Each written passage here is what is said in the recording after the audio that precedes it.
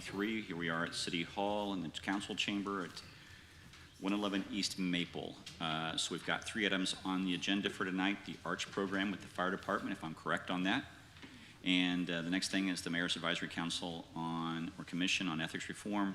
And then we're going to have a discussion about loitering ordinance. And then we'll have staff reports after that. But Mr. City Manager, would you like to tee up number 1 for us, please? Just to be clear, Mayor, will we still, yeah, go ahead. Thank you very much. I have one miscue. I would like to ask the council to give me their discretion at allowing Brett Coleman, CEO of Centerpoint, to make an announcement of what Centerpoint is about to do in the city, which is, I think, is an exciting proposal and exciting prospects. And we were just going to give him a couple of minutes to speak, but I just wanted to see if we could actually do that in a formal way, make a motion in a second to change the agenda, and then just do a voice vote, and then change the agenda, and then allow Mr. Coleman to speak. Is that okay with everybody? So moved. We've got a motion. Second. We've got a motion and a second. Any discussion? Seeing none, those in favor of allowing Brett Coleman, CEO of Centerpoint, to talk about their proposal, say aye. Aye. Any opposed? Motion carries. Mr. Coleman, where are you at? Please come on up and take the podium, and please share with us your exciting news about Centerpoint.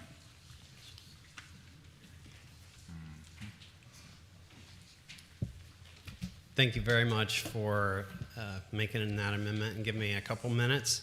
So one of the things that is a frustration to many people when they come to Centerpoint is sometimes the wait times in an emergency room.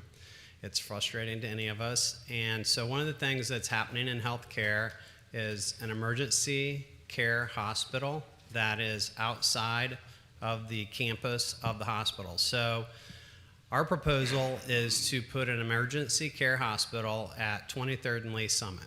So if you know where the CVS is, the CVS would actually come down and an entire new building would be built that would have 12 emergency beds. It would have 3 inpatient beds.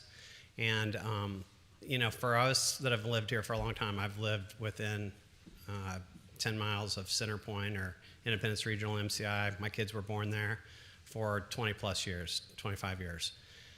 You know that Independence Regional used to be much more centrally located for the majority of citizens in Independence. And I think that was one of the things that people were frustrated about when Centerpoint was built. And I think this is one of the best things that we can do to help serve the community central to the Independence community.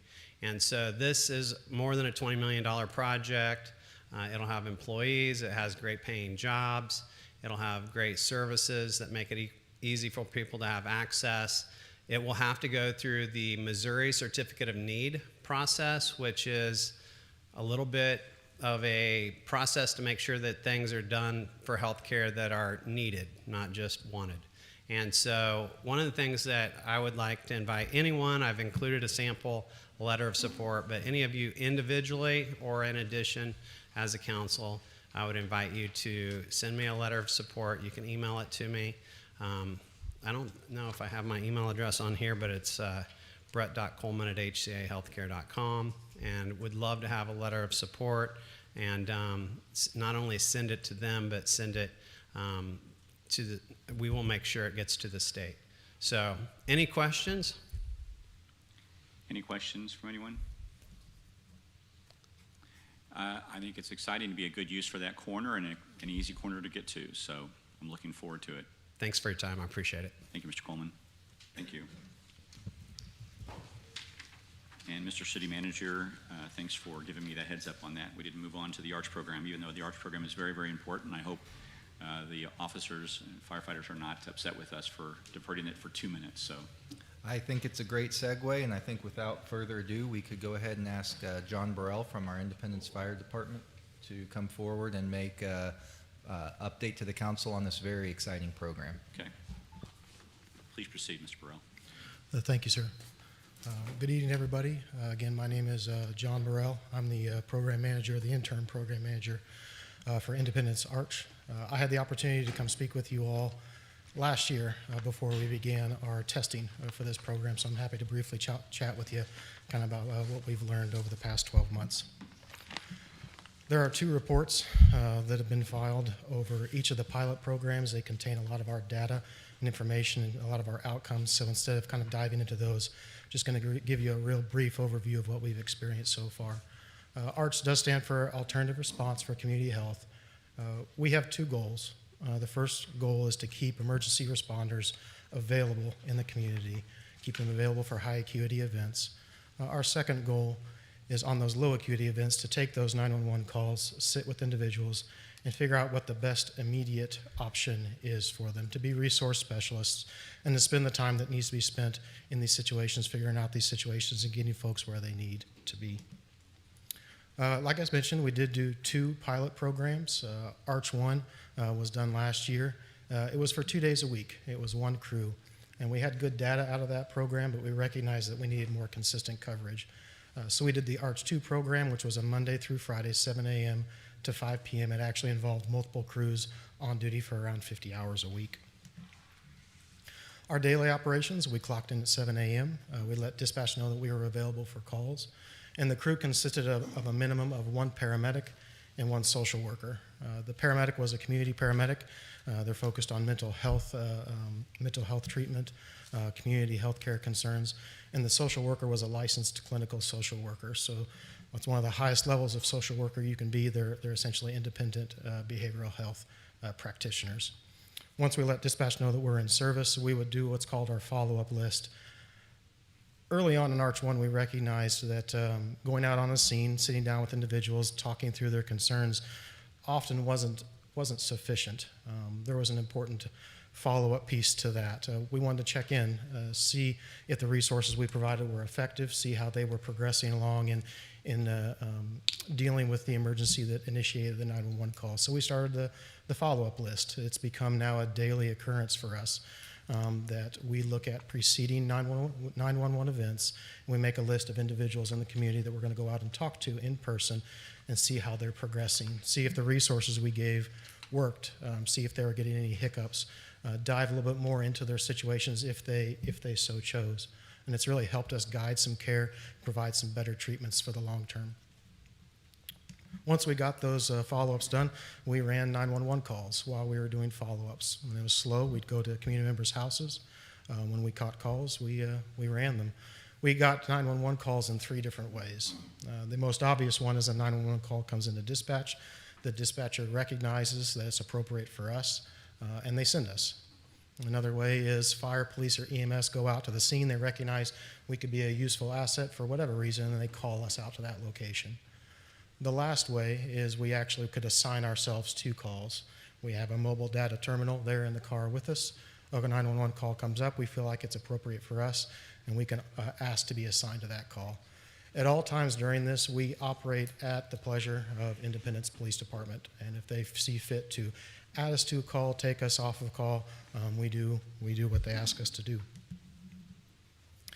In addition to those things, there's other items that occupy our time as well, especially during pilot programs. We've been doing a lot of work with coordinating care and networking with area agencies. Early on in ARCH 1, we ran a call where we met an individual in the community, a parent, and their 2 young children, both under 11. They needed shelter that day. I spent an hour and a half with them. I couldn't get them placed. I called every resource that I had listed, all the things I thought I had set up. Flat out couldn't do it. That was a little bit of a watershed moment for 2 reasons. First off, it taught us that it can sometimes be exceptionally difficult to find immediate shelter. Sometimes it's not, sometimes it is, but it can be challenging, and it's a problem that we consistently are facing in this program, is the option to have immediate shelter with no obstacles. The second thing it taught us is that we have to have connections with area resources. It can't be 2:30 p.m. and we're at the corner of 23rd and Sterling and we call such and such an agency, cold call, having never talked to them, and say, hey, can you do XYZ for this community member? The first question is, who are you and why are you calling? We have to have those connections with those area agencies. They have to know us. Hey, this is John calling from ARCH. This is what they do. This is what we can do. So we're constantly working on that. We're constantly working on policy development. Some of the things we're doing, I'm really excited about. They're new, and so that means they're a little bit unexplored. One of the areas is clearance of suicidal ideation in the field. We have situations come up fairly frequently where someone makes statements that could be considered suicidal ideation, so emergency services respond.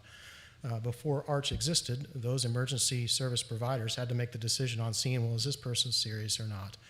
And their level of tolerance of that was very low because, first off, they're not mental health professionals, and second off, it's a risk to allow that person to remain in the community. So instead, they'd be taken to an ER and assessed, and that can be a lengthy process, can be a difficult process. So ARCH allows us to clear certain cases of suicidal ideation in the field because we have mental health professionals who are trained to do that. But that means we have to research policy. We have to look at best practices. We have to develop that, train people on that, and write those policies. So we've been working hard to make sure that we're doing it responsibly and legally. Our last thing we're constantly doing is monitoring our level of involvement with individuals. Some situations will take as much as you can give. One situation in particular that we've been encountering is an individual in our community that calls 911 frequently for some mental health concerns, I think predominantly because they're lonely. So we've been interacting with that individual. We've been going out chatting with that individual. That's a short-term outcome. We don't want to be that permanent solution, so we're constantly watching how we're interacting with community members to say, let's be that short term, let's get them connected to resources, let's be that guardrail, but really the long term is not us. It's something different, something more permanent. A lot of challenges we've faced, really some of the biggest ones is defining what success is in the short term. Some of these challenges are pretty massive. Mental health care issues, broken relationships, financial situations that can feel overwhelming. And so it's a little bit idealistic to think we're going to show up for 3 weeks, interact with someone 3 or 4 times, and have some significant improvement. So instead of we've had to pull back our goals a little bit and look at what are some short-term successes that we need to see. Metrics that are a little bit more measurable, like diversions, and metrics that aren't quite as measurable about what the client satisfaction, what connections do they have, what things did they engage with that they wouldn't otherwise have engaged with. That does lead me into the challenge of determining financial cost versus benefit. We responded on a situation during the beginning of ARCH 2 where an individual in our community was making some suicidal statements and was getting out of a domestic violence situation. We responded alongside 2 police officers. They arrived on the scene. The police officers asked a couple of questions, and they talked to us, and they said, hey, we've got several calls pending. Are you guys okay? And we said, yeah, we're good. So they took off. We sat with this individual for about 20 minutes. During that assessment, we recognized that this individual would be best served by going to a mental health care facility. That facility was in Kansas. It was about a 25-minute drive. We talked it over with them. We are independent of all their services. We have nothing else to do besides this. We transported that person to that facility. It was the right location. It was the best outcome for them. It was actually close to other family supports. And had we not been there in that particular situation, those officers would have had to remain on scene. An ambulance probably would have been involved. It would have been a transport to a local ER. If you look at several studies, an average ER stay for mental health can be excessive, say 6 to 8 hours. That could potentially involve a second transfer to a second facility. There are costs associated with all of those things. But it's hard to define, and some of those costs aren't city direct costs, but they're infrastructure costs. There are benefits to us, but we exist in that. Benefits to infrastructure, benefits to keeping units in service, and benefits to that individual who went to the right facility in the moment. Last, the challenge of trial and error. I've said several times this is a little bit new, and it is. We're learning by doing. Sometimes those are successes, sometimes those are failures, and I do need to really emphasize, it's not just our trial and error. Police, fire, and EMS, and really especially police, are letting us operate in their realm. They're letting us explore how to do this in their field. They've been exceptionally patient with us. They've been teaching us a lot of things, and I'd be remiss to not say we're all learning this, and there is a learning curve to this experience. I could talk a lot about the little success stories we've had, but to keep this relatively short, I've tried to keep it down to just a few. There are benefits to non-uniformed personnel being on 911 scenes. There are limitations to that as well, and again, that goes back to that trial and error. We had one situation where a member of our community was making making suicidal statements. They were particularly edgy about uniforms being on scene for a variety of reasons. Police secured the scene for us, and they were very gracious to let us have that scene, and we had it by ourselves. We chatted with this individual for quite a long time, and over the course of 2 weeks, we worked with this individual to have immediate care and then long-term care. Our final follow-up with this individual about 2.5 weeks later saw them in a much better state. They were connected with pharmacy resources. They were back on medication. They were seeking the right care. They had appointments for that care. They had job opportunities lined up. And I'm not saying we were the sole reason for that. Really, the individual made it happen. But there is benefit to having that time in non-uniformed environment to sit and explore what's going on and try to connect them immediately with the right resources. We very much like that we do serve two purposes. We're not just focused on the community members, and we're not just focused on diverting emergency units. We do both, and we recognize that it's a variable situation, and each situation needs to be assessed to see what the appropriate balance is. Another great benefit is we're integrating community paramedicine. You might have heard that term floating around a little bit in the news now and then. Community paramedicine is basically putting paramedics out in the field in people's homes and to help them deal with social issues, long-term chronic medical issues. The idea being is we can reduce 911 calls and improve community outcomes by doing so. We're doing that, we're starting to do that, but we're taking a step further. We're recognizing that mental health care is also a critical part of that. So we're putting community paramedics and highly trained mental health professionals in these scenes to not only work towards better outcomes with medical issues, but also mental health care issues. We had one situation near the end of Arch 2 where someone had both of those situations going on. The paramedic and the social worker had to work together to resolve several incidents, to get them connected to immediate medical resources. We actually ended up transporting this individual to several different resources. And an analysis of that situation after the fact noted that 911 calls had dropped to 0 in the following 2-week period. They could pop back up again. We do see that, but we did see a significant improvement in the patient's immediate state and 911 volume afterwards. So our second pilot ended on the 5th of May. We were really worried to stop the program because when you stop something like this, we lose momentum. First responders start to get used to our presence, and all of a sudden we're not there again. The learning that we're gaining and we're trying to build on all of a sudden stops. So we have enough personnel. With the blessing of our bosses, we just kept going. And we were going today. We were running until about 4:15 today, keeping this going, trying to keep our presence in the community, to keep learning, and also keep working with our first responders. So we're still available Monday through Friday, 7 a.m. to 5 p.m. with some outages for staffing because we aren't fully staffed with the way we're running right now. So next steps, the big one is securing permanent funding for this program. It would look something along the lines of 2 community paramedics and 2 social workers, a multidisciplinary unit, 2 paramedics from the fire department and the 2 social workers from the health department running this car Monday through Friday for hours that are yet to be established. We would like to further develop our 911 infrastructure. I don't need to tell you all, hiring is tough right now. Our 911 center is not immune to that. And so we've really tried to be gentle on the expectations we have of our 911 center because some days they are just fighting to stay above water.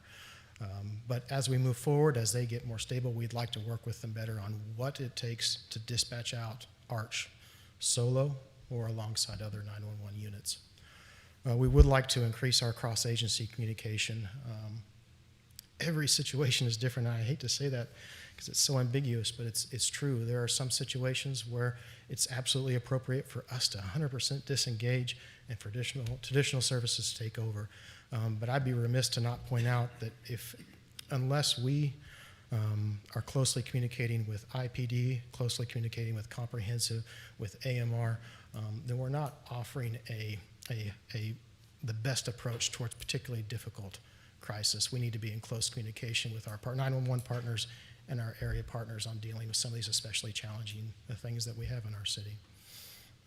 And the last thing is we do need to look at some sort of documentation system to support what we're doing. We're not case managers. I want to make that abundantly clear. We are short-term resource folks to try to connect people to the right resources, but that does require effective documentation, not only to provide the proper care, but also to protect ourselves as we move forward. I'd be happy to answer any questions, but I do want to say how much, on behalf of the staff and myself, how much we appreciate the opportunity to have tried this. This is new. It is different. It's challenging. The city didn't have to take this on, but they did. We appreciate being able to be the ones to try it out, and we're really hopeful for the future. Thank you very much, but I've heard a number of success stories too, and very excited about the progress you've made and the attempt to say, how do we do this differently? And I just wanted to say, from my perspective, congratulations, and I appreciate what you've done, and I've just heard really good things about it, so thank you very much. But with that, I didn't mean to take anybody else's questions or things like that, so I'll please open it up. Mr. Mayor, Please proceed. hey, thanks for everything you've done. Mm-hmm. Super excited about this. When we got our health department back, this is one of the main priorities that we had as a council. I'm excited about this, so thank you. And there's a bunch of us that are now. Thanks, sir. Have you liked this work? Because you're a firefighter. Yes, sir. It's not without its challenges, and when I hear that fire truck going by, there's moments. But I've spent my whole career sitting on emergency scenes thinking, gosh, I wish we could do something more. And those incidents don't come up every day, but they do come up, and I'm grateful to be a part of that. And I'm grateful to work with good people too. And we've got good people working on this, and I'm proud to be a part, to be a small part, to be their driver most days, honestly. So.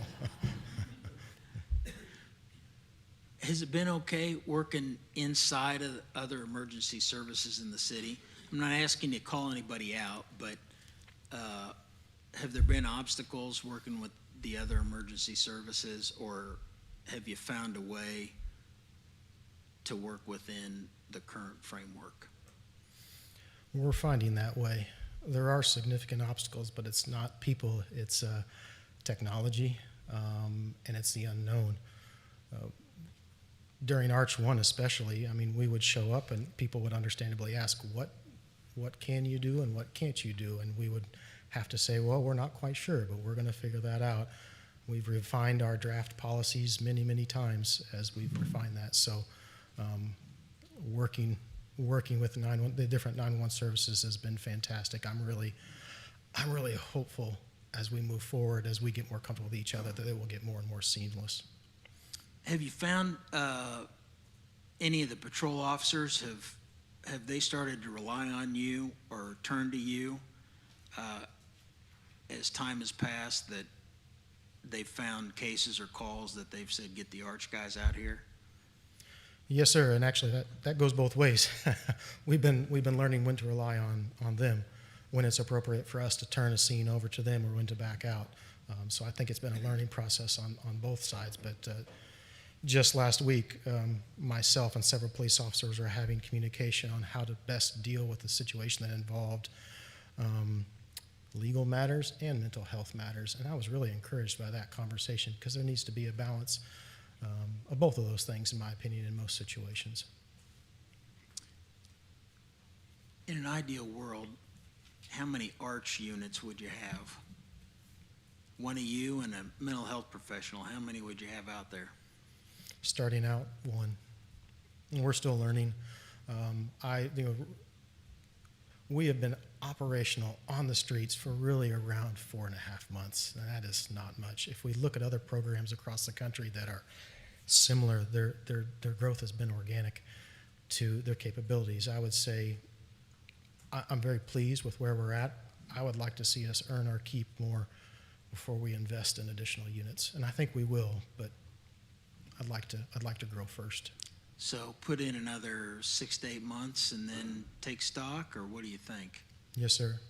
Full time Monday to Friday, 7 to 5, 8 to 5, that kind of thing? Potentially. Scheduling is something we've been discussing. We're open to a variety of options. I will say the one thing that we're very cautious about is night operations. there are some safety concerns overnight, and I understand there is a need at night. I'm certainly not saying that's a hard line, but a question we're not ready to broach yet. I'd like to see a year of operations, then reevaluate our effectiveness and where we can move forward. Do you feel like you've been effective and provided some relief and some help? What kind of, how would you evaluate the program then, so far?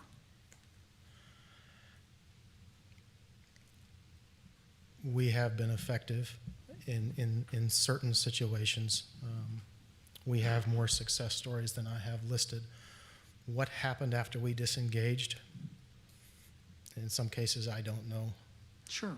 I do believe we're effective, and I do believe we offer more of a benefit than we cost.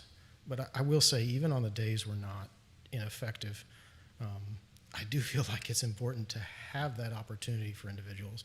We've had folks flat out refuse us constantly in situations where it's very clear they desperately need something right then.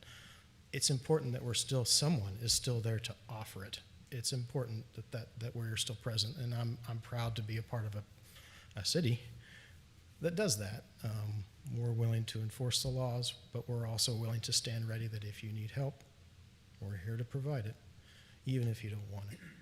Have you been involved in social work or that world before this? No, sir. It's a little different, isn't it? It's been an education. It's been quite an education.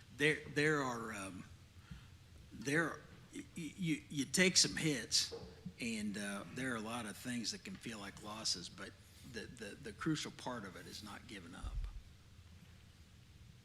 Absolutely. And there will be days. My friend sitting back there in the row behind you, Amber Bauer, who you've probably maybe met or gotten to know once or twice. There was a guy that was homeless.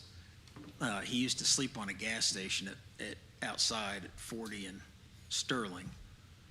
He slept out there for like 18 months, and she finally got him to go inside and find a place. I don't know where he is now, but it took her literally 18 months to finally decide to get some time. But that's what it takes sometimes. And I'm sure you've run across folks that it takes a minute for them to trust you. Yes, sir. And I would like to mention also, the most effectiveness I think we've found, speaking to the homeless issue, is individuals, community members who are on the verge of homelessness. Once that threshold is crossed, I'm just speaking personally right now. Yeah. Increased challenges, changing that lifestyle, or at least offering additional pathways. But we have had some more effectiveness with individuals who I feel like are on that verge, who are in danger of being homeless or homeless shortly. Are there any areas that you've recognized that you can think of off the top of your head that you think we could improve on? Have you seen weaknesses that the city you think could improve on? I mean, I know there's lots of services we don't have out here yet. Lots of services that Kansas City has. You mentioned, mental health services or facilities that 25 minutes away or downtown or. That's a tough question. It is, isn't it? The opening of Comprehensive Crisis Center has been a bit of a game changer for us. We are a little bit of a mental health care ambulance, and the thing about ambulances is they got to have some place to take someone to. And as I mentioned, having that crisis center here in our community has been very helpful for us. If I can speak just within Arch, something we really would like to continue to grow is our cross-agency communication and approaching problems together. Fire, police, EMS, and comprehensive. And I think we're all working towards that. That's a tall order. So just that question in of itself is something I'm really hoping to work on in the coming year as a group of city agencies. Do you know what a drop-in center is? You have much familiarity with that? No, The sir. Have you heard about the Beehive or Hope Faith, any of that? Oh, we have experience. Yes. You familiar with that now? Yes. Yeah.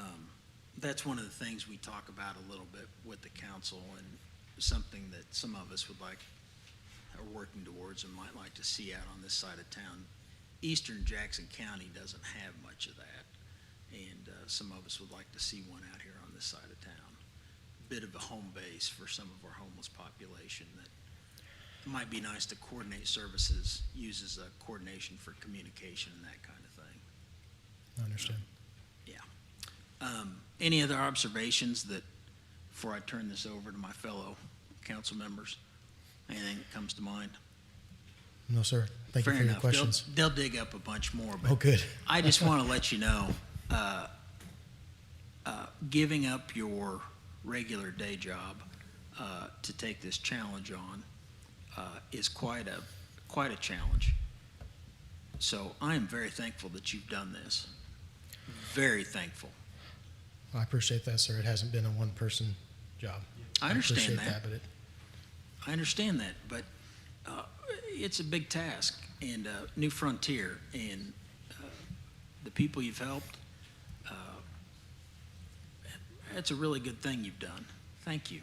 Thank you, sir. You very much. Mr. Mayor, Please proceed. John, I want to just first say,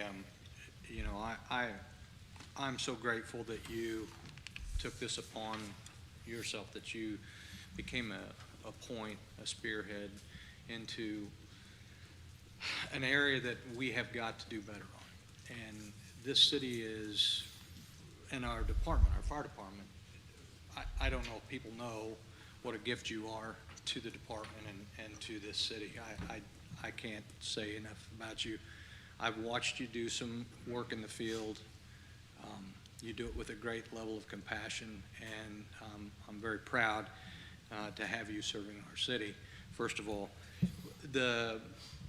and as well as all of our first responders, but you've taken on something new, and really the city needs to learn from what your treasures are becoming, right? The things you're storing up, because we're talking about 21st century medical and mental health care services, and we got to figure out what that looks like. Yes, sir. So you've got to take us forward as councils come and go. Everyone, we've got to learn how to do it better. And I can't think of somebody who would be more qualified to do so. With what you know, the experience that you have, you're the right guy for the job. So never doubt that. But that's something that we've started talking about, is that what does it look like in the 21st century? How do we do it differently, better? And so what I would ask you is, what else? Oh, did I see a new van, an Arch van? At It's hard to Station miss, 1? actually. So yeah, Huh? it's hard to miss. It's pretty big. Yeah, it's big. So I didn't know if it was an HVAC unit or what. We're very thankful to have that van. It's- It's been a great Does service. is it equipped the way you see it, or for now, or? Yes, sir. It's got space, Okay, and we great. needed space. Great. Well, I'm glad that we've made that level of investment in the Yes. program, and that it's serving you well. So make sure you keep us informed of what you need, what you're lacking, maybe something different, because we need to know that. We need to be supportive in that way. So what else do you see us needing today and in the future as we look down the road? I know what you're seeing is just the beginning, but you're a smart guy. What can we do better, You give me too much credit. or need to start talking about at least? But some of those things I mentioned, the next steps, are really what I see as our biggest opportunities to move forward. And there are the number of kind of audacious goals out there, but doing what we're doing right now and doing it well. That means really clear policy that's tried and true. Along that end, we recently went into a collaboration with the University of Denver, actually with the STAR program in Denver, to work on curriculum for EMS, police, like EMS and fire providers for mental health care. So we're trying to reach out and do things like that. Documentation systems are significant. We have to have clear documentation policies. We have to do it well, and that does mean investing in some sort of technology. And then, of course, I hate to go back to this, but it is such the truth. Our agencies working together, and I don't mean to imply they aren't. They have been. Actually, I've been extremely grateful again for the different agencies here in the city, how much they have been willing to work with us on this. It's been great. Just got to continue working towards that because I can think of very few situations that didn't involve multiple 911 response agencies. And I apologize that I don't have any bigger goals than that. Those are the ones facing me right now. I'm not asking you to bring us a 10-year plan. Oh, good, But good. I'm certainly asking I you to barely have a one. spearhead a 10-year plan Sure. as you see it, and working, of course, with PD and the resources they have. I think, the fact that we get to be servants of the greatest assets of this city, right, which is the people. It's an honor to do so. I'm glad that you're doing it. I'm glad that PD does what they do every day. But always keep the council informed, what you're lacking, what hindrances you see, because we can't make that purposeful progress without that input. And I know, talking with those on PD, they see it too. So I hope that dialogue really, you guys just continue to create that synergy when it comes to these services and drive it forward, drive it hard. Let's do it right. But I tell you what, we are very blessed to have you in this city, and I think you're the right guy for the job. So Thank you, sir. you can be embarrassed by that all you want, but I'm not going to stop saying it. So thank you. Anyone else? Mr. Mayor, Please proceed. I was delighted to be able to go do a ride-along with you. It was really a great opportunity for me to ask what normally is a couple of hundred questions, and I will spare everybody lots of those. But I'm interested, STAR model, there are programs that have been going for quite a long time. Denver, you mentioned, Seattle's got one, there's several in Minnesota. What organizations are you learning from as they're doing their own, 5-year analysis on their data and how they've worked on that? Are you getting the resources you need for both training and best practices? Yes, ma'am. Although I'd say we're having to cast a bit of a wide net for some of those practices.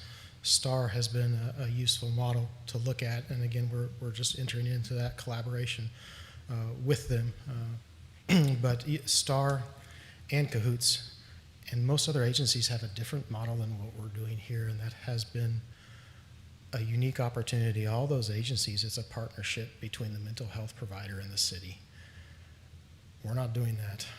The city is taking this on 100%, which I must say has really given us a lot of freedom to build this exactly as we see fit, and to treat every situation as the best way that we see fit. It started, initially it was a challenge. It turned into a real opportunity. And so we're reaching out just as much to different agencies that do community paramedicine. Central Jackson County has been a leader in that. We talk with them quite a bit. We're actually in a working group with them because a lot of community paramedic practices mimic the things that we're trying to do, especially with follow-ups, interacting with the community. Things as simple as when we walk into a house doing a safety assessment. If it's an elderly community member, we look for rugs that are overturned. We look at ways they can get to a phone. Do they have sustainable food sources, stuff like that. Things that we're hoping to institute in the near future. So STAR, Cahoots, they have been useful on a number of fronts, but really even social work, a lot of social work data. We have a licensed clinical social worker student that's been writing with us for the past 4 months. They've been a really great resource on some of the academic side of this, the best practices in the social work world. Our 2 social workers that work with us through the health department come from very different fields, both of them that have been very useful with that background in medical and family. So it's been a pretty wide net. Those programs are useful, but only to a limited extent. Does that answer your question? Yes, thank you. I hope that we make room for you to be able to go to trainings with other programs that have done it for a long time so that you can bring back ideas that you think would fit Independence well. So I Yes, hope ma'am. we think along those lines. You mentioned doing follow-up. Is it just follow-up to the cases that you've already been referred, or do your colleagues say, hey, John, would you mind following up with so-and-so for an interaction we had where we didn't have to arrest anybody or do anything, but they're going to likely need our services again? Yes, ma'am. And I apologize. I was remiss to not mention that fire, police, and EMS have all sent us referrals. In fact, City Hall has sent us referrals. We treat those the same as any other calls. We make an appointment to meet with them along with whatever other resources that we see appropriate. In several cases, we've brought along comprehensive mental health care providers. Sometimes the providers will go back with us. Those calls are a little bit more challenging because sometimes they're cold calls. And a couple of people showing up in a big old bus sometimes throws off some alarm bells versus us having that connection 911 beforehand. But it is absolutely something that we do if they're open to it. When I did the ride-along, you mentioned how surprised you were, how often you were being called to schools to support school resource officers. Have you found anything else surprising, or do you want to comment on that? The surprising component of that was children. A larger portion of our response involves kids. I actually just completed a separate report to our health department over the level of calls that we go on that involve children, which is really, we need to start thinking about some specialized policies, some specialized training on how to deal with those things. And of course, like all the other services feel, those calls are especially challenging and present particular unique challenges. Certainly in the survey done by the Independence Health Department and the one that was just completed by the Jackson County Health Department, mental health ranks either number 1 or number 2 of community concerns in areas that they're hoping we will expand our approaches to. So I'm delighted that this has been one of the city's responses to what is a growing and difficult problem. And I'm certainly delighted that when we expanded the fire department tax, hopefully that will give us a mechanism to be able to fund this into the future, because sending a big fire truck for something that doesn't need a big fire truck and sending you in your special van instead, certainly a better use of community funds. So Yes, ma'am. my appreciation. Thank you, Mr. Mayor. Thank you. Anyone else? Please proceed. Yeah, John, I just want to say I appreciate the presentation tonight. I'll be real brief. I appreciated the opportunity to ride along with you as well. It was an eye-opening experience. You're dealing with something that certainly is very critical and something I have no comfort with at all. And so I just wanted you to know I appreciate what you do and how you're doing it, and that's really all I have. Thank you, sir. Anyone else? Anyone else? Mr. Mayor, Please proceed. sorry, one thing I just wanted to add for the council's benefit. Councilmember Hobart mentioned the health department, and I know Mr. Burrell mentioned the partnerships. We do have our 2 social workers here this evening, Justin Newkirk and Cindy Jackson from the Independence Health Department are over here, and I want to make sure I recognize that part of that collaboration with Public Safety Health Department is playing a vital role in that service as well. Thank you. And that's just so important. And thank you for the work that you do. Really appreciate it. Because I know that's one thing that I've heard, and I know all the council members can say this too, is how do we start to approach the problem of homelessness? And I'm sure you deal with lots of folks who are probably, John, what's the percentage of folks that you talk to who are homeless compared to just off the top of your head, and just be precise. We'll never check it. So I don't know. I would say conservatively 20 to 30%, but oftentimes we actually don't even know. right, sure.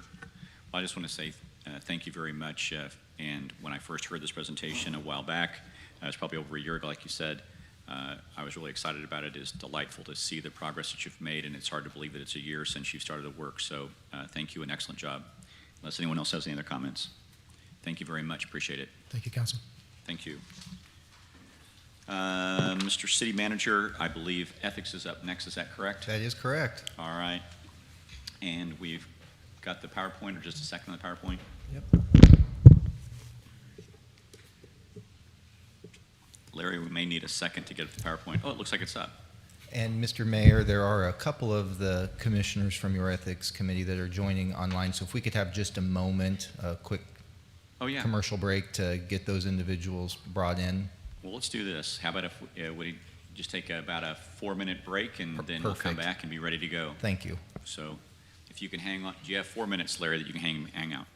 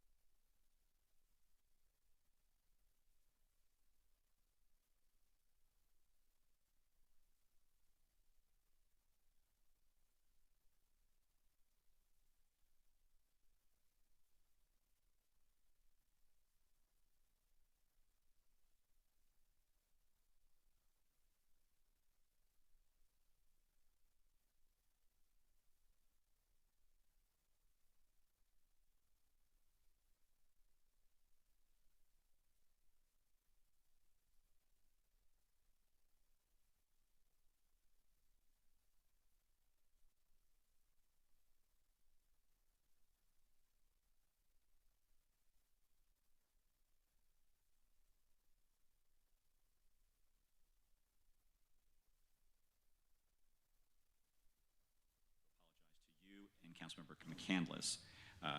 Saturday, we had a trash pickup. Both of you texted me, and I didn't pick up my phone until I was ready to walk out the door, and then by that time it was too late. So I wanted to apologize to both of you publicly that I messed up. So I hope we're still friends and all of that. So, but anyway, two things. I might not come to the next one.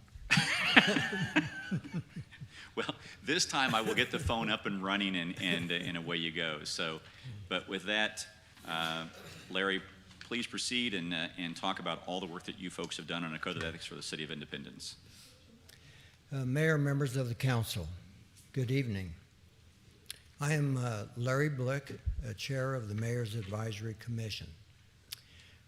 On July 7 last year, you appointed 7 members to the Mayor's Advisory Commission on Ethics Reform. Our charge is to make recommendations for the establishment and implementation of ethics policies, programs, and enforcement. Due to vacations, we did not meet until early September. After that, except for holidays, we met almost weekly. We apologize for the lengthy process. We tried to develop an ordinance that is thoughtful, workable, and well-balanced, one that will be useful for our city. Some issues required a lot of deliberation, and all conclusions were arrived at by consensus. In addition to myself, you appointed Alan Garner, former city attorney for the city. He has 40 years of municipal law experience. Jim Schultz and Scott Roberson have 18 combined years as council members. Sarah Wimberly is a member of the Ministerial Alliance and former member of the Board of Ethics. Christine Hughes is a paralegal with Stinson LLC and chair of the Board of Ethics. And Carol Salinas is a member of the Board of Ethics. Carol was present only part of the time due to serious illness, but we are pleased that she is doing very well.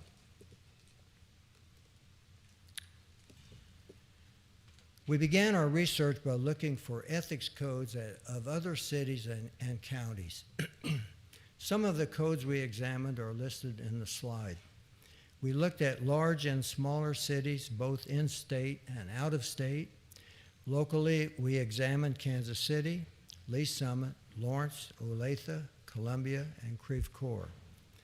Nationally, we found codes in places like Wichita, San Diego, San Antonio, and Minneapolis.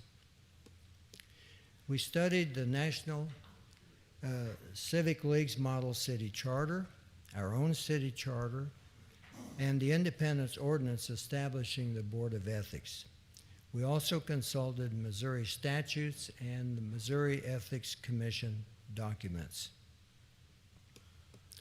The first question is, why have a code of ethics? Ethics provisions foster public trust in the integrity of city government. And how does that occur?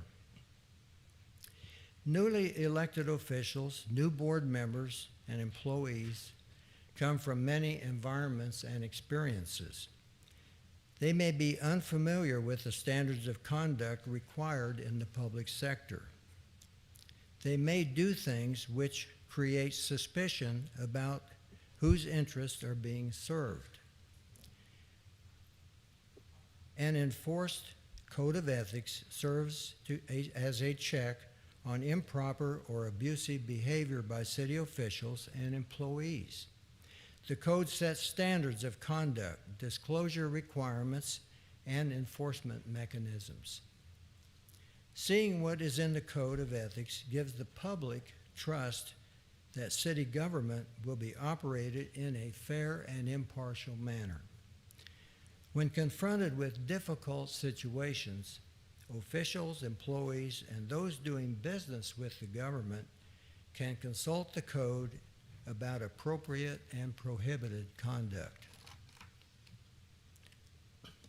So to whom does the code apply? The Code of Ethics applies to all city elected officials, all members of boards and commissions, and all city employees. There are restrictions on former city officials and employees. The code also applies to those doing business with the city. It provides guidance to the public, campaign donors, those seeking city employment, and persons wanting approvals from the city. We begin the Code of Ethics with a statement of purpose. Public service is a public trust. In a democratic system, it is essential that the public has confidence in the integrity, independence, and impartiality of those who act on their behalf. To help maintain trust and confidence in our city government, it is necessary that all city officials and employees adhere to the principles of ethical conduct contained in the Code of Ethics and in the city charter. One should be scrupulous in avoiding the appearance of impropriety at all times. A major lengthy division of the code applies to current city officials and employees. The use of public office for private gain is always prohibited. City officials may not act in an official capacity on matters in which the official has a private financial interest clearly separate from that of the general public. Prohibitions include unfairly advancing or impeding private interests beyond that which is lawfully available to other persons. Some of what is in the ordinance pertains to accepting gifts, misusing confidential information, representing private interests before the city, having conflicting outside employment, using public property and resources for private purposes, soliciting campaign contributions from city employees, or having a financial interest in a contract or real estate transaction with the city. Disclosure and recusal are required in certain situations. So why does the code apply to former officials and employees? First, former officials may not disclose confidential information acquired during service as a city official or employee. Second, for 2 years, they may not represent private interests before the city. And third, during the first year, one may not have a financial interest in a discretionary contract with the city.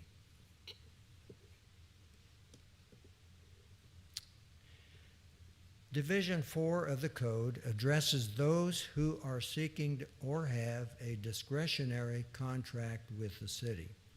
Likewise are those who are involved in negotiations regarding a real estate transaction with the city. It also speaks to those seeking land use decisions. So what are appropriate contacts between city officials and these applicants?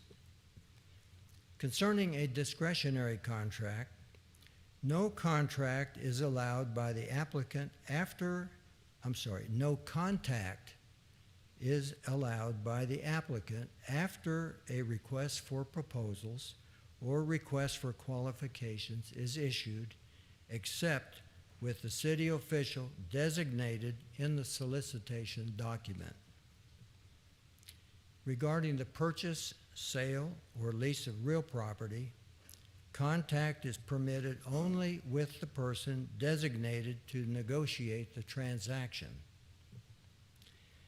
Regarding land use applications, sometimes there are numerous communications from citizens or applicants explaining their project.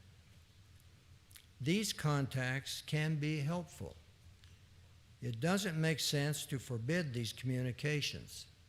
So we propose that an applicant may not seek a commitment prior to the vote on the application.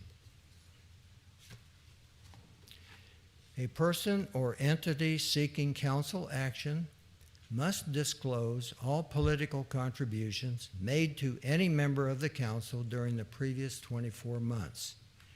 Also, no contributions may be made to city candidates for 1 year following a council decision.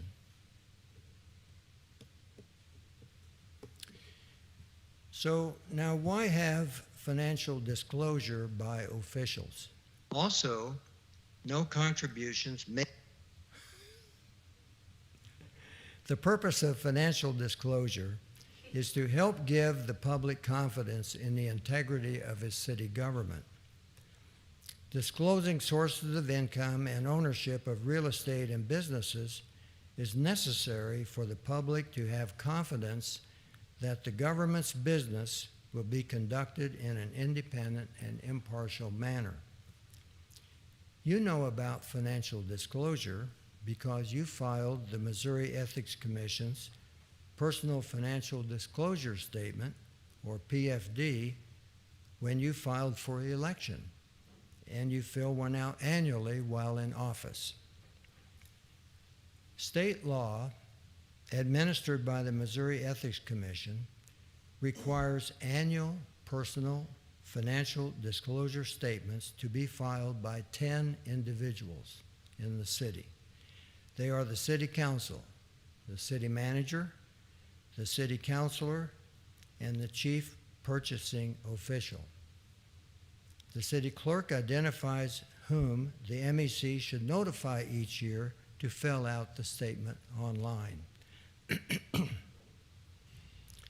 There are others in the independent city government who make final decisions or make recommendations where conflicts of interest could exist.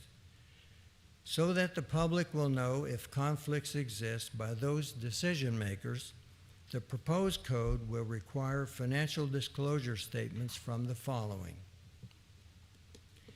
the City Planning Commission, the Board of Adjustment, the Board of Building and Engineering Appeals, the Board of Ethics, the Industrial Development Authority, municipal judges, subordinate city managers, and department directors.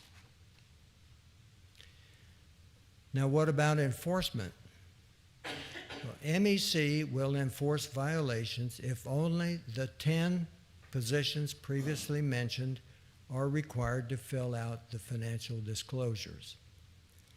However, if a city adds even one more position to the requirement, the MEC will still provide notification and use of the online disclosure form, but the city will have to enforce its ordinance. Just as now, the city clerk will notify MEC who are to file the PFDs. The MEC will notify everyone required to file the disclosures. The penalties included in the ordinance are identical to those in the state law and MEC guidelines. Enforcement will be the responsibility of the city council and the city manager.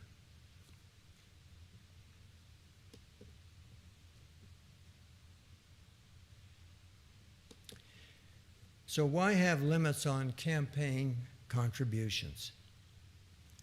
The National Civic League states that a substantial number of cities have enacted campaign finance laws. This trend indicates that increasingly large amounts of private money have permeated local elections. It creates a public perception that such money has a distorting influence on the democratic process. We agree with the National Civic League. Therefore, the proposed ordinance sets limits on campaign contributions.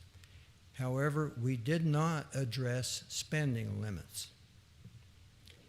How do you set the maximum amount an individual or entity may contribute?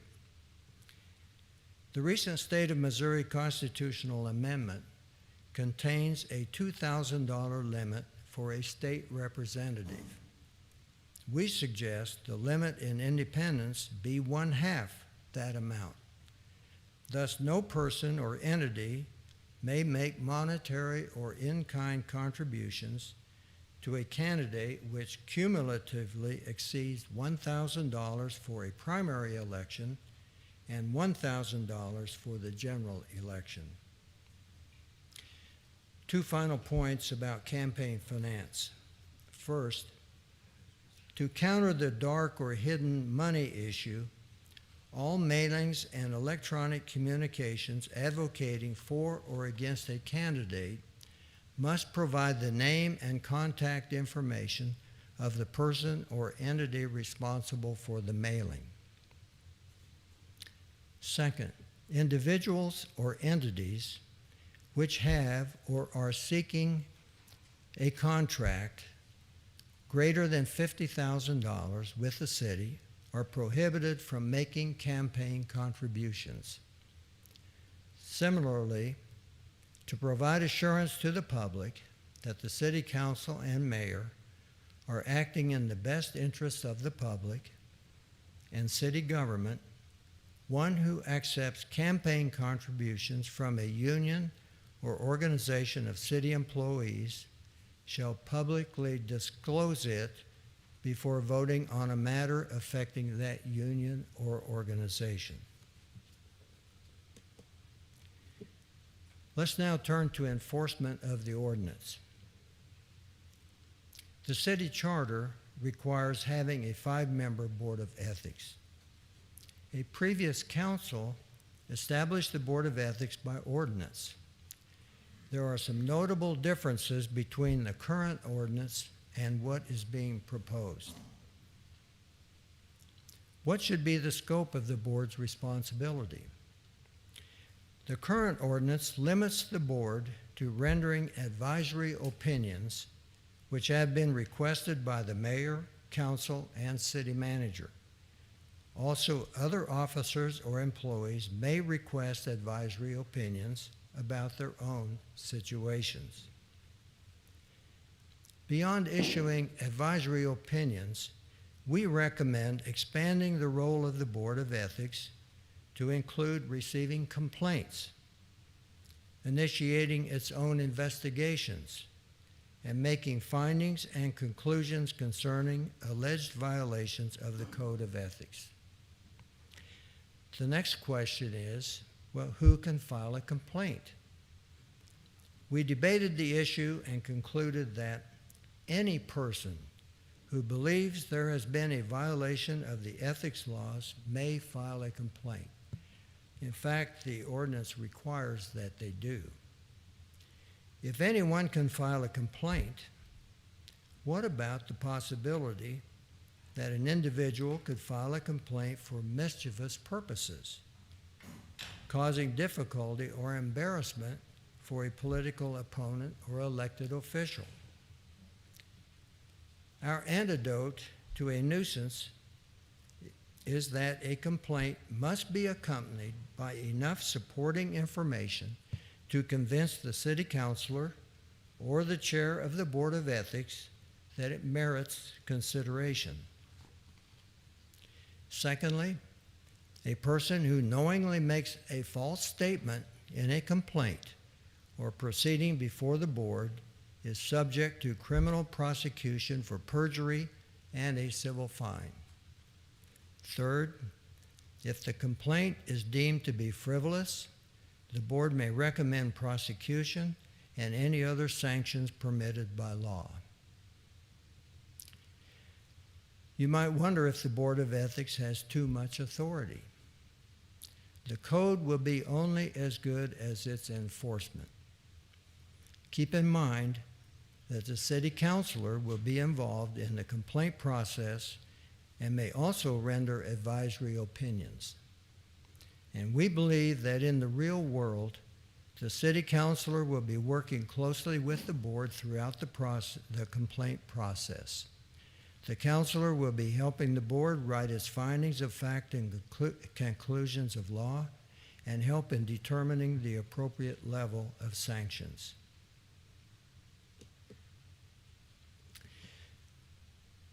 So finally, the code of ethics will be only as good as city officials and employees know about it. Thus, the ordinance places responsibilities on the city clerk, the city councilor, and the city manager to make the code available to the public and to orient and provide training to officials and employees. Mayor, that concludes our presentation. Mr. Blick, I cannot say thank you enough for all the work that you did and for the committee did, and we'll open it up to questions, and I'll have, I probably got some questions too, but anyone have any questions? Mr. Mayor, Please proceed. I had a question about the campaign contributions. Mhm. There was a $1,000 limit put on there. Does that include if the candidate wants to donate to themselves $1,000 or more? We did not address self-funding of a candidate or by a candidate. Okay, Yes. so that would they be able to or not, I guess? I can answer that question. The ordinance is actually silent on that. Right. And anytime that an ordinance is silent, then you go to state law, and state law does allow self-funding. So with the anticipation of this, when they had that discussion, there was clear understanding that if someone were of the means to go ahead and finance their own campaign, they certainly could. Okay, And there'd be no limit to that. so then I guess my second question, let's say a candidate was in another office before they decided to run for this legislative body. Let's say they were a state senator, I don't know, whatever, and they had a large campaign chest. How was that addressed? I mean, unless they brought it with them because they can transfer it over. Was that addressed in this or thought about? Well, I think that would also be governed by state law and Missouri Ethics Commission. Well, my opinion, it would kind of, you put the $1,000 limit on there, and let's say somebody brought $40,000 in, you're kind of hamstringing, the person that's trying to run against them. I think our position is, you folks have all run for office. You have a lot of experience. I think you can debate that and decide that. We're only an advisory citizens committee, okay? Okay. You talked about the Board of Ethics. You said you wanted to add 2 members to it. Is that? The what? And the Board of Ethics, you said you wanted to add 2 members. Did I hear that correctly? No, the Board of Ethics has 5 members currently, and that's what is recommended. Oh, I thought I heard you say you wanted to add 2 more. No. I guess my kind of thought on that is those individuals are volunteers, and I don't know if any of them have investigative experience. So I think that's a lot to put on them. I'm not quite sure how to do it, but that's just a thought I'm throwing out there. So, all right, that's all I have. Thank you. Thank you. Anyone else? Please proceed. Thank you for being so thoughtful and trying to think through all the permutations, because how we govern ourselves with our ethical behavior sets an expectation both in the community, but also people wanting to do business in the city of Independence. So a document like this, I think, gives people a sense that we are minding our own house. So I appreciate the enormous amount of time, and thank you for not charging the city for meeting every week. On your slide that talks about penalties for false statement and frivolous complaints has the opportunity for prosecution, should that be determined. Prosecution by whom in what court? Well, if it's a violation of the ethics code, that would go to the municipal court judge. So the recommendation would be made to the city prosecutor, information given to the prosecutor. Okay. My next question was, we produce our personal financial disclosures once a year, but they're retrospective. So I had to change, my husband changed jobs, and so I called the MEC. I was like, hey, I need to make an amendment to my personal financial disclosure because those circumstances have changed. And their advice was, don't send it to us, wait for the next year, which to me feels false. Because if somebody wanted to look to see if I had any kind of conflict, they would not be able to do that until the following year. I did ask the MEC folks this question at the Missouri Municipal League training, and they said that the remedy for that is to send a letter to the city clerk making that disclosure. And so I just, having clear rules about things that happen in between times, I think are really important, because we want folks to feel confident we're making honest judgments and votes. The thing about the PFD is I can search that online. A letter sitting in the city clerk's office, unless I know it's there, I don't know to go ask it. So I don't know that I have a question, but that seems like an area that could use a little clarity. Yeah. Thank you. And I think if it's substantial, you should notify the city clerk and make an addition just by memo or whatever, and the clerk can set up a process for you to do that. And it's a point well taken. I don't remember if we covered that or not. I thought we did, but. Yeah, I mean, it would still be incumbent on the city council person to declare a conflict and either recuse themselves or declare the conflict before the body in advance of their Yes, voting. So, yes. thank you. Anyone else? Yes. Please proceed. I want to thank you and the committee for all your hard work as well. To me, as elected officials, this is really important, that we hold ourselves to a very high ethical standard, and I really appreciate all your effort on this. I just have really, I've gone through most of your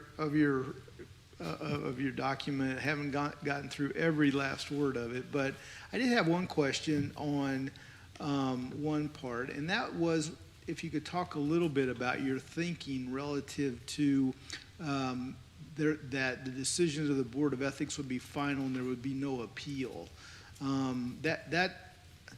I see pros and cons to that. And, I'm just kind of wondering what your thoughts and your discussion was about that, because, I've seen in some other situations where the inability to appeal the decision, kind of left people, maybe in a little bit of a quandary. And so I just would be curious as to what your comments were on that. Do you remember why we did that? Where It's that is. 116-042. 42. Is Thank the, you.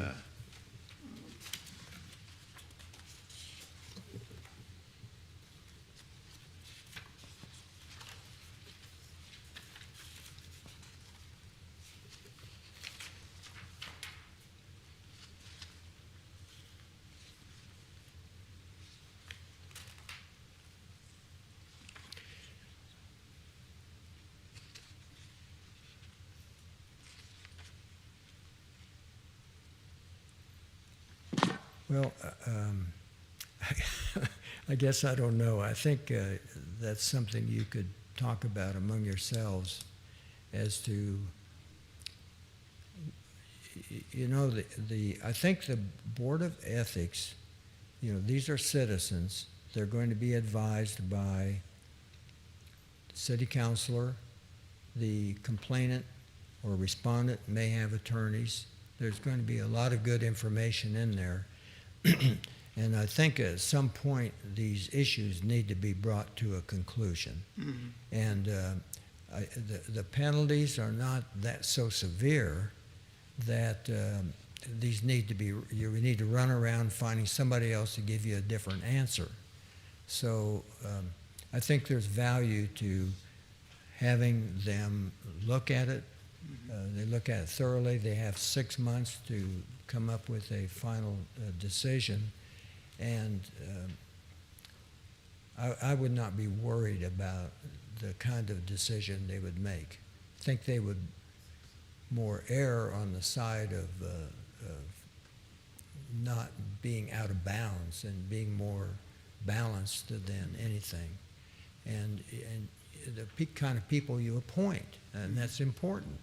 As with all of your boards and commissions, you have to appoint really good, balanced, level-headed people that have a good sense of fairness. Okay, I appreciate that. I just wondered what your thoughts were. I didn't mean to Yeah. put you on the spot. I just, No. No, it's okay. that was one thing that kind of caught my mind Sure. or caught my eye, and I just kind of was curious about I your think thoughts. we did not, as we did this, we all read it, we thought it was the right thing to do. We did not have a lengthy discussion Understood, yeah. about it. Okay. All right. Well, again, I appreciate all the effort that went into this, and We have got another an comment esteemed there. member Okay. of the commission who would like to speak. I think Scott Robertson, I think we saw the Board of Ethics as independent, both independent of the administrative line as an employee and subject to supervision, but also independent of the political process. And so we wanted some entity independent to be able to make that decision and without influence, and that's part of the ethics code. And they're really the only ones. And so it behooves you all as a council to appoint those on the ethics board that have that wisdom and that independence to make those decisions that are in the best interest of the city as well as for all the employees and the council. So it's very important, those appointments that you make. appreciate that. So you can see how good 1/7 of our commission was. And he was equal to all the others. Appreciate that. That's all I had, Mr. Mayor. Anything else? Anyone else? Mr. Mayor. Please proceed. First of all, I'll echo what everybody else said. Ladies and gentlemen, you put in a insane amount of work, so appreciate that. You clearly had too much fun and enjoyed each other's company, because otherwise you would have not done this. So thank you very much. We only came to the meetings because Scott brought donut Donuts? Well, Which I think is a conflict of interest. And there's a big surprise, because one, there's no fluoride in the water, and two, he's a dentist, right? Mm-hmm. So you followed that up with, We accused him of that. yeah, and you, of course, visited his office regularly, right, for cleanings? Uh-huh. Yeah, yeah, uh-huh. You got little baggies with floss and toothpaste? Yeah. Do have a couple questions. One, the financial disclosure. So, and Mr. Robertson, having been the most recent member of this council, knows how hard it is to find people to serve on committees. Did you discuss how disclosures, those financial disclosures, might have a chilling effect on finding folks to serve on committees? No, we didn't, because we've all filled them out, and we didn't find it very chilling to fill them out. There's not that much to it. You're not asking about how much income someone has. It's just, where do you get your income? Do you own any businesses or properties? That kind of thing. So it's just stating what we own, or if we own any companies or whatever, and you don't put down any amounts or any values. Sure. So I think once they see what's involved, that should not be a problem. Gotcha. So you discussed it, but didn't think that'd be much of an issue? No, we don't. We all filled them out at some point, and it didn't seem to be a lot of work, or we weren't Understood. embarrassed of it. We were just embarrassed about how little we had to put on it. Well, not all of us have very long ones. I agree with you, Larry. I understand that completely. So part of the work that the Charter Commission is doing is, I don't know if you've seen it much, but, and I don't know how much this matters on this document or not, but they are really chopping down the charter, and you're very familiar with it. A lot of you are. And this document is wonderful, but it's big. And the charter is sort of wonderful, but also sort of old and outdated.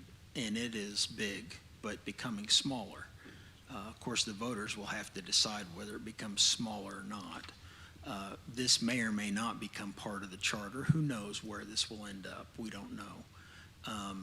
There's a chance this document becomes smaller, or it may stay the same. Who knows? Did you talk about that?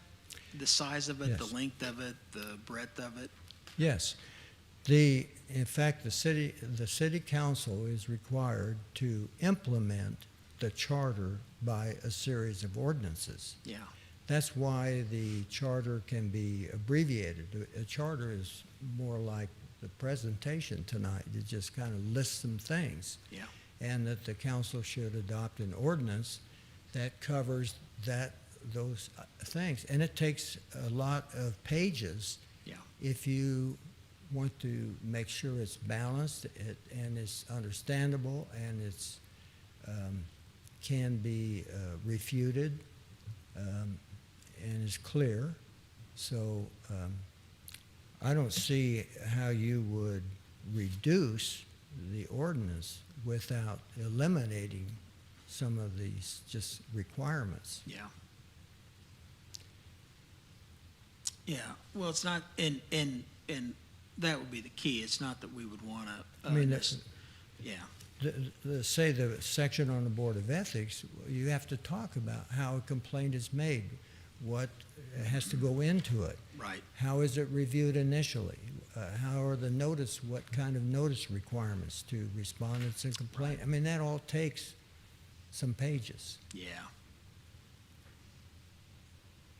Yeah, I understand that, of course.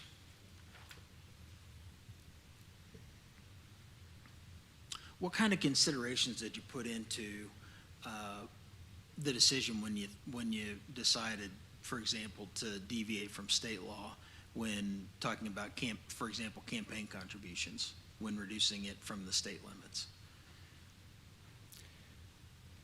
State law doesn't affect the city councils, city elections, in terms of amounts, you mean? Yeah. There's no regulation by the state. You can collect whatever amount you want.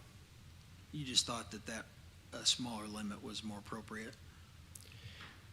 We're following what other cities are doing in terms of trying not to let too much money get into the campaigns. The other thing is that if you allow too many big donors, then that freezes out a lot of the common people in the community who might like to run for office, but they don't have access to a lot of money.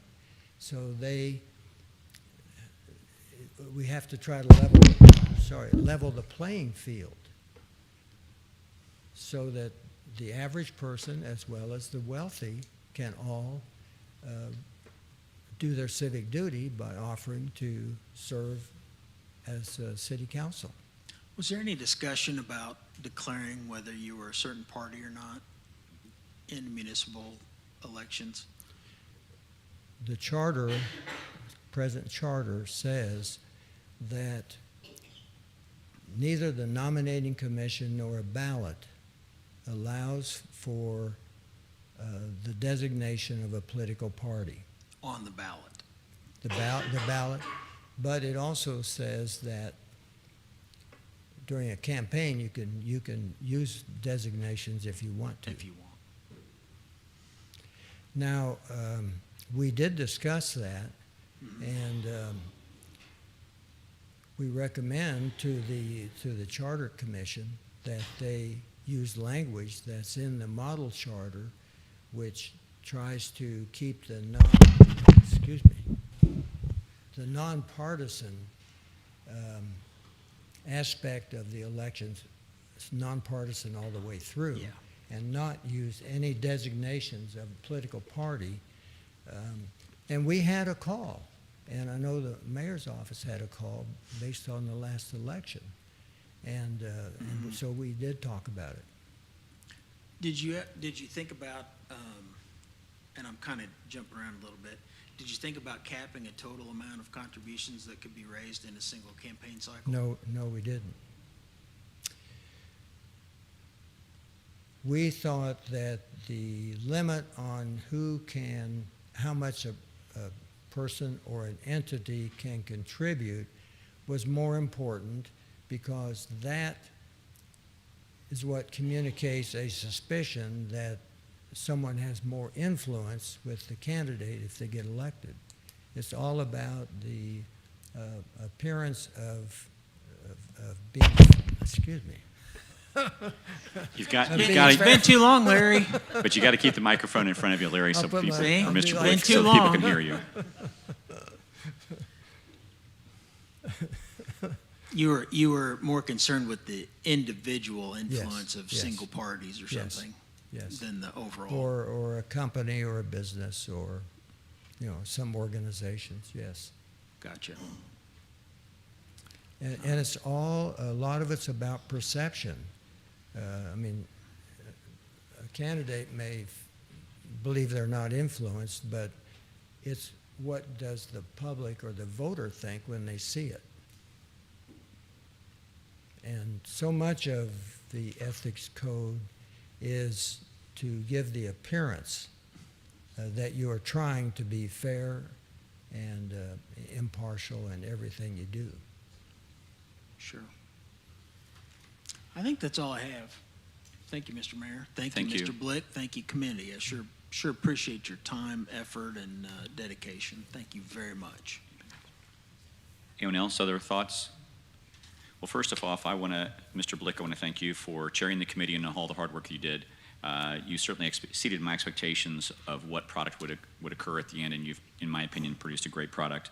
I also want to thank Alan Gardner for his years of service to the city, but also his expertise. It was really interesting to hear his comments in your meetings with his breadth of knowledge and experience.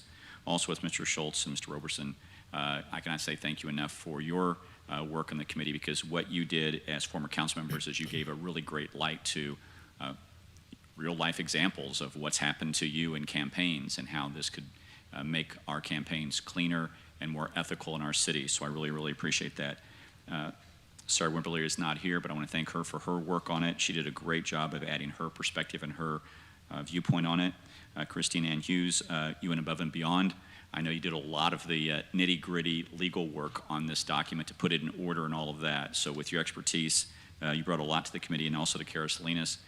We were was looking forward to her being to work on it. I know she had health issues, and I know she's feeling much better now, and it is great to see that. But also, she had input on it too, and we were really grateful. But I cannot say thank you enough for all that you did. It was truly remarkable what you accomplished and what you achieved. And so, for that perspective, and so that's what I want to do is just say thank you. I have a whole host of questions. One question I have here, and this is a very, very extensive document, and this is a question really to the entire committee. Would your recommendation be that we take this as an individual section, because there's basically 8 sections in it, and take each section individually and talk about it as a council, or would you recommend that we take this as one document in entirety and work on that? Does anybody have any thoughts or recommendations of that, how this council would proceed with it? Well, it all fits together. Okay. I mean, you can't have any of it without the Board of Ethics section. Right. And I think you could end up with a disjointed mess. I mean, why would you take a, you mean to vote on and approve as an ordinance, separate ordinances, or what?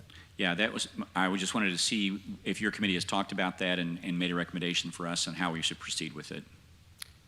We think it's only going to make sense as It's a in whole. entirety. If there are changes you want to make within it, that's your prerogative. Okay. No, I appreciate that, because that was a question I had, is how do we proceed as a body with regards to this, and how do we do it? But I certainly want to give everyone here. In our meetings, we went section by section by section, but then we had to make sure it all tied and fit together. In your discussions, it might be most helpful to take Division 2, current city officials and employees, and discuss that and see if there are any changes you want to make. Then move to former city officials and employees. I mean, work on it a section at a time, check it off, and then just move your way through it. Okay. So we could, as a body, take it as a section in time, but we would certainly have to make sure that we work with Mr. Langford and his team and his group to make sure that we don't have any conflicts of interest by the changes we made here might have an impact on the document in the back end. And Yes, if I'm yes. hearing you correctly, that's an important thing for us to Yes. consider. Yes. So we could take it a step at a time, but if Yeah. we did, making sure that we don't miss anything on the backside, or if we eliminate it here, does it impact a section in the backside? Okay, very, very good. But I really do like the fact that you have the $1,000 limits in there. I think it's imperative that unlimited, it's always bothered me, and we talked about this when I was a state legislator. It always bothered me that there was unlimited campaign contributions for elected officials on the city level, when at the state level, both for the governor and lieutenant governor and all the statewide offices, as well as state representatives and state senators, all had campaign contribution limits. The other thing that bothered me extensively was this. You, as a city elected official, you can receive gifts and not have to report them. And that's always bothered me. And so when I was elected, I wanted to make sure that we addressed that issue, and you did, and I think that's excellent at it. Because I think it's important that elected officials don't take gifts.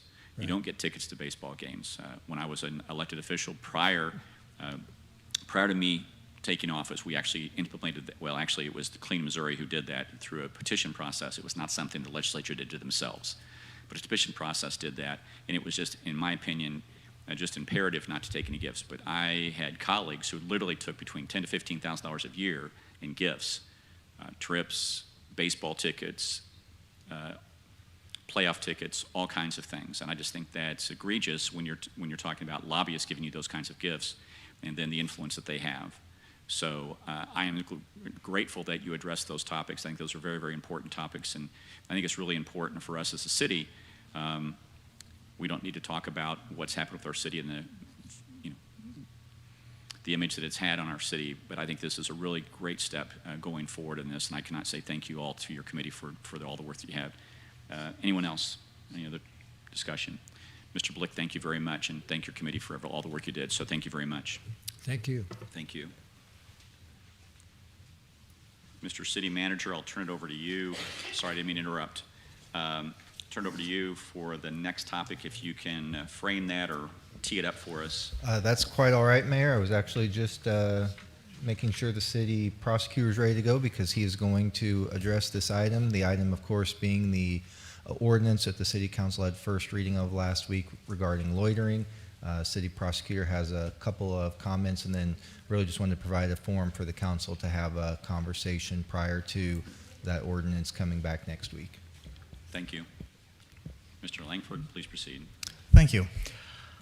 I first received notice that a council member was interested in amending our loitering ordinance on May 5th, and on May 23rd I received a proposed ordinance.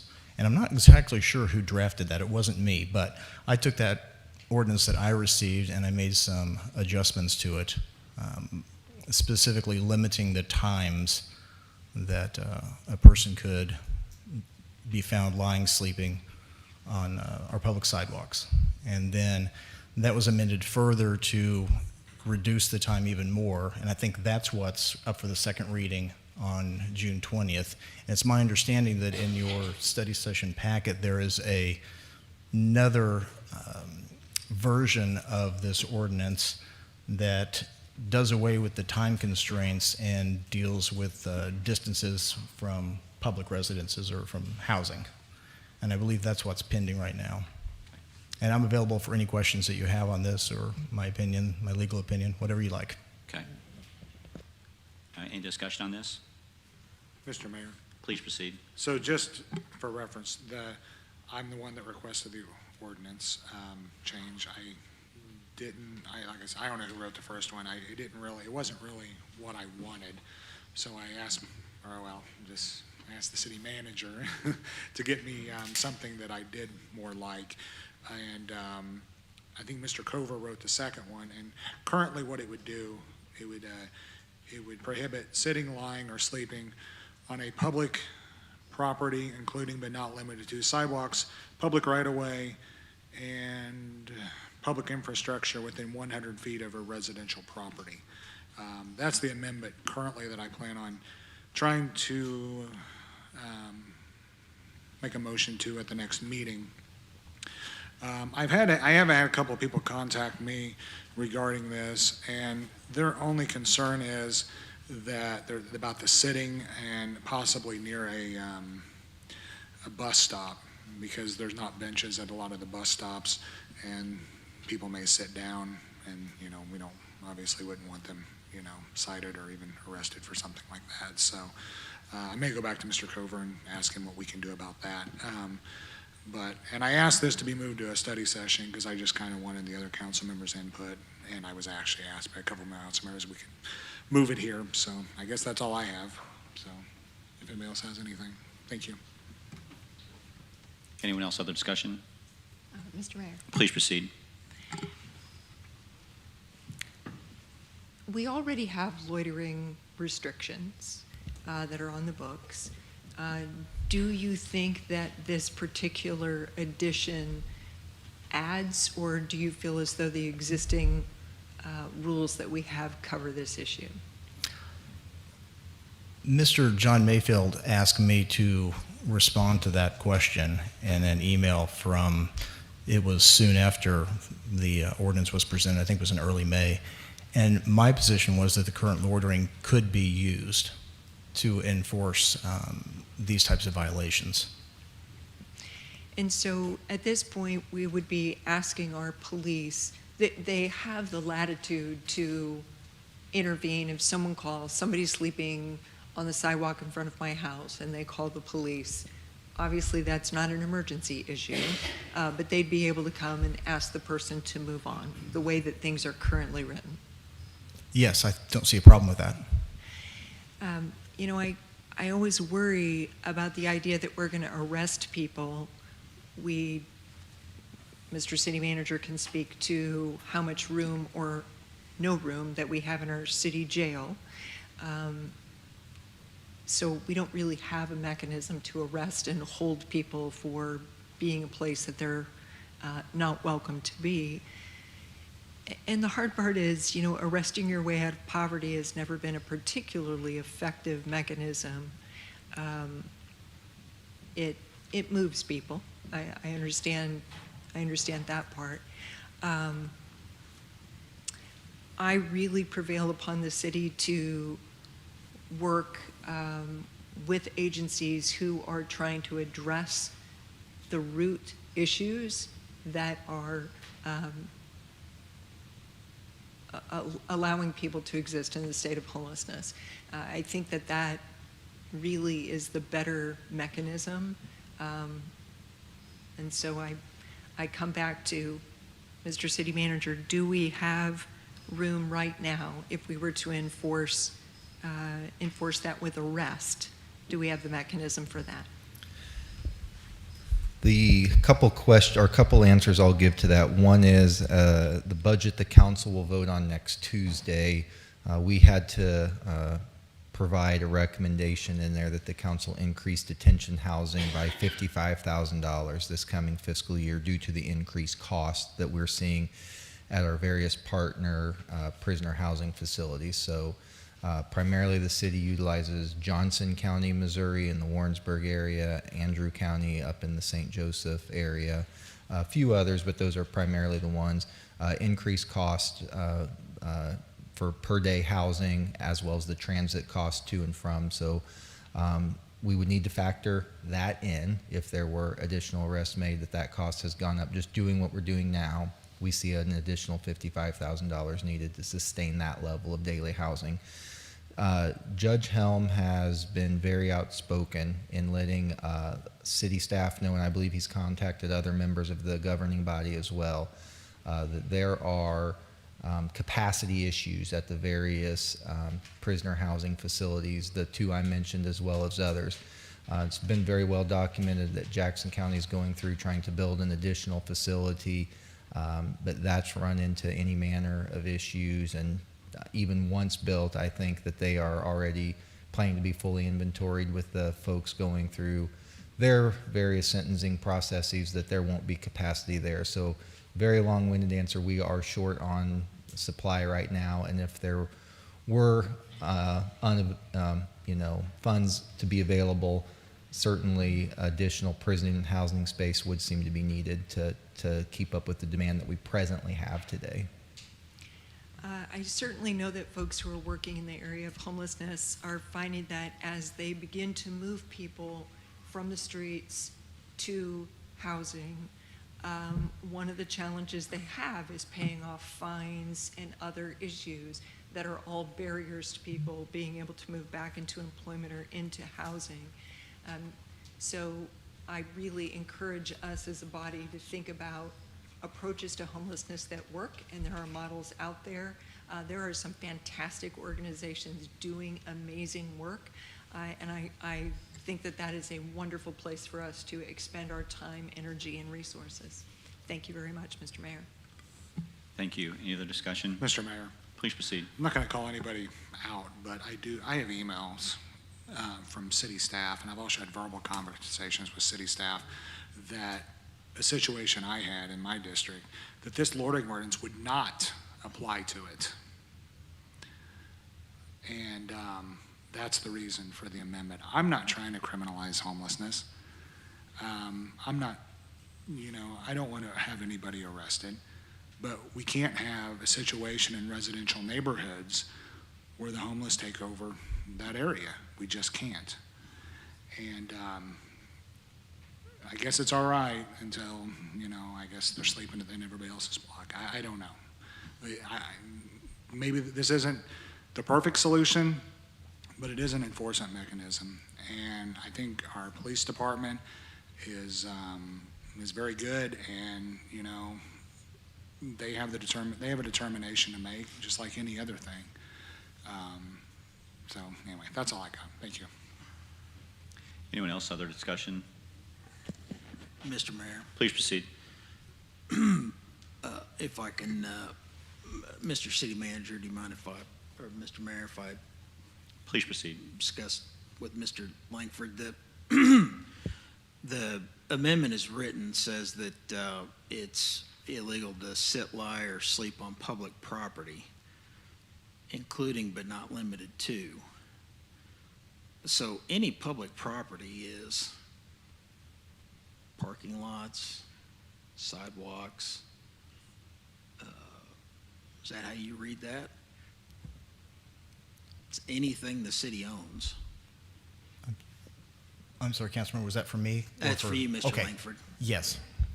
So that's out front here, it's behind the building, it's literally any ground the public, that if you take a nap in a public park or McCoy Park or grass, a bench, bus stop, take your pick, it's Very broad, yes. I was looking at I was just trying to look up the state statute that Missouri passed, and I know that state-owned land is illegal. I'm not an expert on that. I think this sort of matches that. I don't know if you were, Councilmember Stewart, is that what you were going for, to sort of match the state statute? Or did you look at that at all? I did not look at the state statute.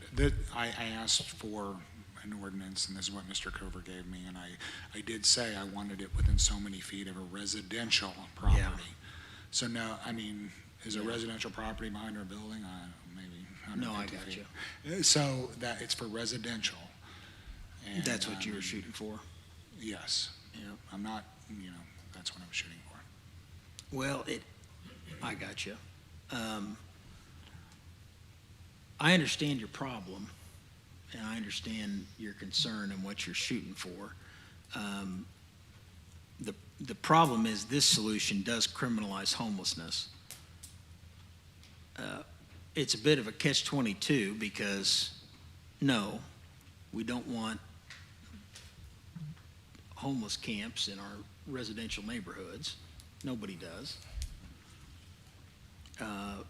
But it's not going to do any good to create a taxi service to and from the jail or municipal court out of our police department,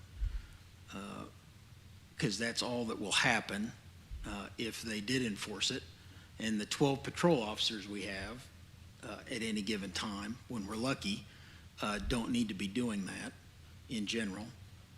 They need to be doing other much more important things. And they do have, our ordinances do cover enough to arrest folks for loitering if it's necessary. So that doesn't solve the problem. Mr. City Manager, is there a solution to this? What's your gut tell you on this? I think if there were a solution, our country would have implemented it by now. Mr. Langford, you got a chief of police back there. We've got homeless outreach folks in the audience. I know it's frustrating. I know Mr. Stewart's frustrated. His constituents have reached the end of their rope. Certainly, we're frustrated up here. It is a tough spot to be in. Here we sit. Anybody in this room have an idea? We got a chief back there, young chief. Can we hear from him? Well, if he has an idea. We're not going to bring people up who have not been vetted and have not been asked to prepare and be here. We're not going to do that. And so if this council wants to change that rule, they can make it a rule. But I'm not going to bring directors up here when they have not been asked to address an issue or not been asked to discuss an issue. So that's a ruling from the chair. And if we want to make a policy on that, I've been talking about rules for this body for quite some time, and that's what I'm going to rule this evening. This is my opinion. I didn't mean to interrupt you. Mr. Mayor, just Please point of proceed. order. I understand that, but when we're discussing issues such as this, where we have issues of law and compassion, I think the council's deserving to be able to ask a field expert their opinion, and I don't think he's unprepared. I think that what he may be able to give to us is information that helps us get a better, more informed decision on direction, and maybe he can bring some insight that we don't see, and that's what field experts do. I would like to hear from him if possible. I have a suggestion on this whole process that would be even more expansive than that, is that just like the Ethics Commission worked an entire year on that issue, and it was complicated, and it was large, and it took effort, and it took thought. This has been my concern for this body since I've been elected, that of having one individual bring something to the city council puts us in a position where we end up like this, where we have something that is not ready. This is my opinion. When we as a body are going to sit in this dais and propose an ordinance, in my opinion, that ordinance has been vetted and that ordinance is ready to be approved. It is clear from this body that this ordinance, the way it stands, is not ready to be approved. Now, I am happy to be on a committee for that body. I am happy to assign a committee. I'm happy this body elect a committee to do that. But in my opinion, we need something more expansive where we can get the chief and other people involved around the table and say, and then also folks that are homeless advocates. I think it would be extremely damaging to the city's reputation to approve an ordinance like this next week, and the impact that it would make on our reputation and everyone here. I think that's very important. So I'm not looking at this as if this is a good process, if this is a good ordinance or bad ordinance. I don't think this ordinance is ready. But, and I don't mean to interrupt you, but that's the purpose of a study session, that we get to have field experts, people who are invested in these areas or topics for discussion, so that we know how to continue forward. I think that, first of all, I think the rules allow it, and I think that it should be allowed. And that's why we're here at a study session. That's why it was brought to us, to study it, to discuss it. If we can't do that, then we'll let you make that decision. Right, and I'm of the opinion right now that we refer this back to the council member to decide how he would like to proceed with this. I would not like to see it in its current form be brought to the city council to be finalized on its second reading in our next meeting. I just don't think it's ready because there's just too many issues on this, and it's just too broad of a question. And is homelessness an issue in our city? No question. Is it important to address it? Absolutely. Is this the right format to have a lengthy discussion about it? You know, I want this to be our policy from this body, that if we're going to bring people to come up to that podium, that they are in fact know that they are going to be asked to do that, they're prepared to do that, and they've been given the questions we're asked for, so that they are fully vetted and prepared to have that. I want directors to be confident when they are in fact in public position. That's my position on it. If this body would like to overrule me, then let's make rules to that effect. But the ruling of the chair of this evening is that I'm not going to bring anybody else up here other than Mr. Walker and Mr. Langford. So they knew that they were going to talk about this, and they knew that there was going to be a discussion. Mr. Mayor, with all due respect, I understand. could you at least, I mean, you're assuming that the experts of the field are not prepared. Can you at least ask them if they are uncomfortable covering this topic? Should they not be prepared to discuss it? You may be surprised, but I think it's deserving of the question. I think this council deserves to ask that question. And I'm asking for you, because there's no rule against it, I'm asking that you ask the chief if he is prepared, or maybe one of the deputy chiefs. We have a plethora of people that I would consider field experts. And I think that's what study sessions are about. And let's study the issue. We're here, it's 8:05. We can do this a little longer. Let's get it right before we go have another read. I think the rules allow it, and you should allow that rule to be in place. Councilmember, I'll give you the deference on this, but I just want this body to know. I, going forward, will not allow a director to be brought to that podium at any time without them being informed ahead of time that this is going to be the topic, that they're on the agenda, and they're prepared with the questions that we have. I will allow it this time as deference to you and as respect and courtesy to you. But it is going to be my policy going forward that that's it. And if this body wants to put rules into place, I'm happy to have those discussions. And if the rules decided by this body are that's going to be the way we run, then I will defer to the majority. This is a democracy. But right now I do have the gavel. And with that being said, go ahead. One more thing. If you want to change the rules, bring it to this council to vote it. For right now, the council rules allow it. If you want to change that, then you need to bring it to us as a council rule change, and we'll vote on it. But as of right now, tonight, the rules allow it. And I'm saying this body going forward, I hold the gavel, and I will in fact exercise that gavel, and we're not going to discuss this anymore. Mr. Walker, do you think that your chief of police is comfortable coming and discussing this issue as we go forward? I do. Chief Dustman, please proceed.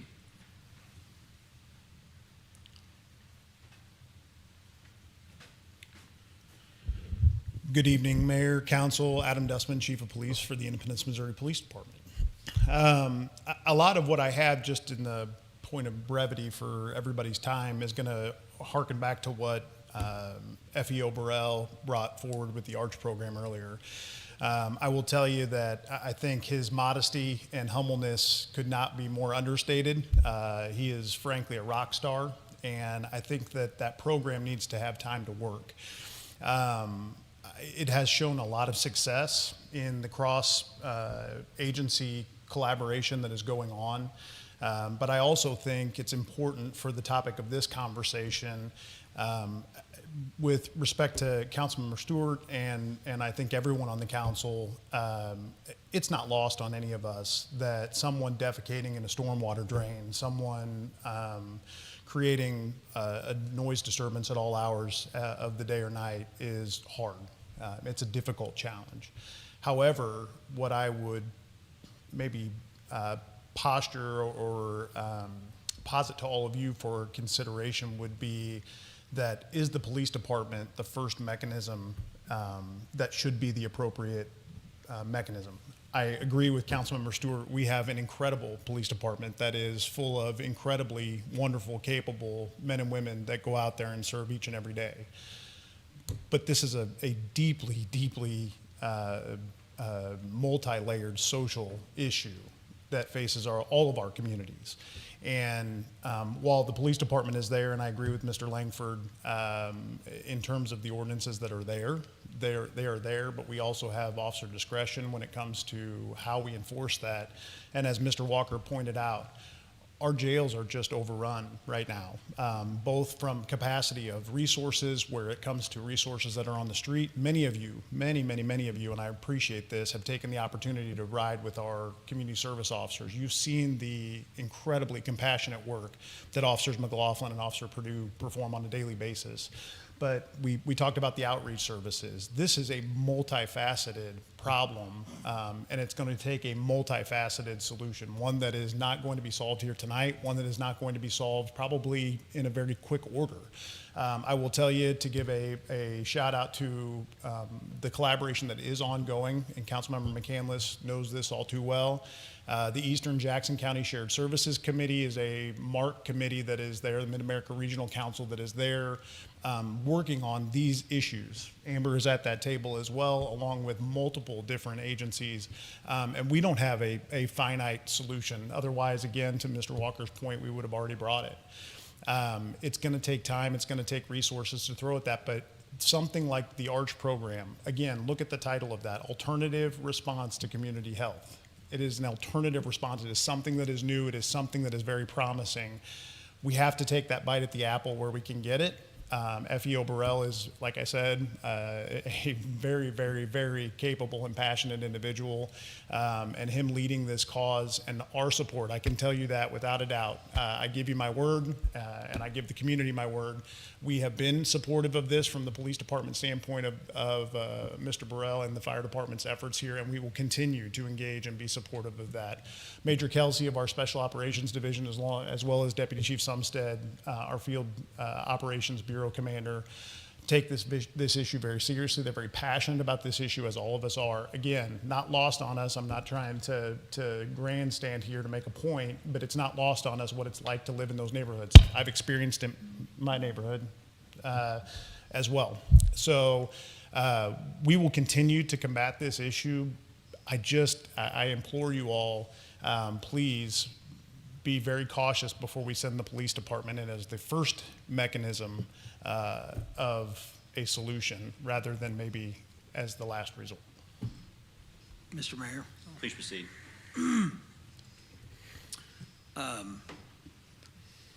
Councilmember Stewart, I've got an ask for you, and it's really for Chief Dustman and City Manager and Councilmember Stewart. You certainly have the right to pursue this. I'm not going to ask you not to, but what I'm going to ask you to do is make time for a call or a meeting, if you would, if City Manager would arrange it. If you three could participate in the call, maybe get the mats, if you would. Yeah. If you guys could carve out an hour or so, see if you could consider an alternative mechanism, get something in place. We don't want to damage what little efforts we have in place for our homeless folks out here. We don't want to take away your right to pursue this, council member, but we also don't want to damage our efforts either. It's a simple ask, and if it doesn't work, council member, that's fine. But would you consider that, please? Mr. Mayor. Please proceed. So the police department was not my first mechanism. It wasn't. So anybody that thinks that, they're wrong. My first mechanism was a call to Councilmember Hobart. And then he got a hold of Amber, and this party was removed, or not removed. You helped her go somewhere, I think to a homeless shelter. 3 weeks later, she was back. My second mechanism, I contacted the city manager, is there anything that's illegal about this? My understanding was there was not, because she was sleeping on a storm drain.